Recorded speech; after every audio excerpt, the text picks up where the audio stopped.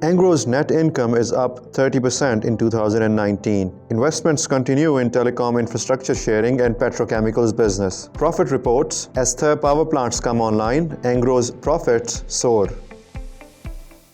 There are no two ways about it. Engro had a great year in 2019. Revenue was up 32%, which is no mean feat for one of Pakistan's largest conglomerates, and profits were up 30%. While the company has 8 active business lines, it was abundantly clear that the star for this year was the energy subsidiary, driven by massive increases in both revenue and profitability as the coal-fired power plants in Thar came online. Consolidated revenue grew by 32%, from 171.6 billion rupees to 225.9 billion rupees over the course of 2019. The single biggest component of that increase was Engro Energy, where the revenue grew from 12 billion rupees in 2018 to 50 billion rupees in 2019, an over 4 times increase. The next biggest increase came in the food rice export business, which grew by 22%. Every other business line grew either in single digits or else below inflation levels. In the energy sector, Engro's big stars were its energy investments in Sindh, both its coal mining operations as well as its coal-fired power generation units. The Sindh Engro Coal Mining Company, the SECMC, a joint venture with the government of Sindh, is scheduled to be able to produce 3.8 million tons of coal per year within its first year. Engro Power Gen Thar Limited operates a 660 megawatt coal-fired mine-mouth power generation unit in Thar. Both projects achieved commercial operations on July 10, 2019. In 2019, the company was able to produce 2.3 million tons of coal from its mine. The company is also beginning work on phase 2 of the SECMC, where it would set up another coal mining operation that would allow it to mine up to 7.5 million tons of coal per year. In a sign of how perverse perceptions of energy security are in Pakistan, the company believes that being the entity that managed to utilize coal-fired power plants in Pakistan will have a positive effect on its public image. However, while the revenue and profit numbers look good for the energy business, entering headlong into the energy business has resulted in Engro having significantly more exposure to a problem it has previously not had direct experience with.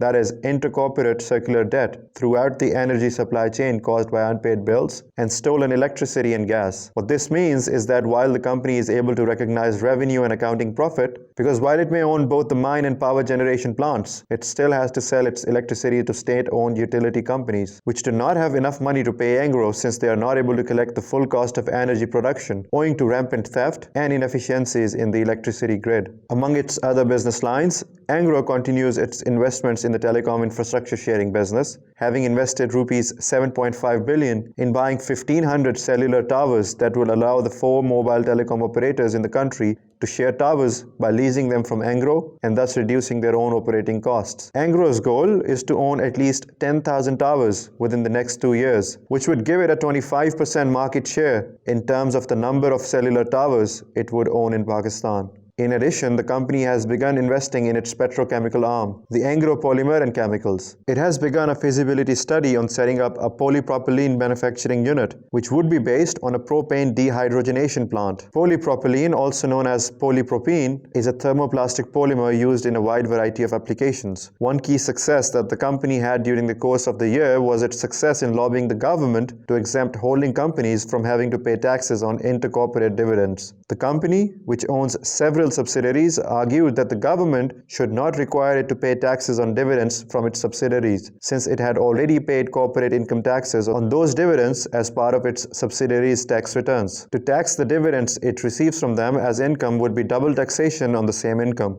This exemption of income taxes on intercorporate dividends is common in many developed economies, including the United States, and is widely seen as a standard practice. Engro wants to maintain fertilizer prices at rupees 1,840 per bag to ensure profits, but did say in an analyst briefing that it feels that may not be a sustainable premium in a competitive pricing environment. As Profit previously reported, the fertilizer industry continues to face challenges in the recovery of long-standing subsidy and retrospective settlement of the GIDC. Over the course of the year, the company faced several one-off increases in its cost base, some of which were investments in its future productivity. There were a number of administrative costs, such as human resources training and development costs, implementation of systems, applications, and products, the SAP, and the company following International Financial Reporting Standard 16. There was also the impairment loss in Friesland Campina Engro Pakistan Limited, better known as Engro Food until its name changed in July 2019. A provision of rupees 1.224 billion had to be set aside under the requirements of International Accounting Standard 36, the impairment of assets. Then there were tax adjustments in Engro Wopak, which is a terminal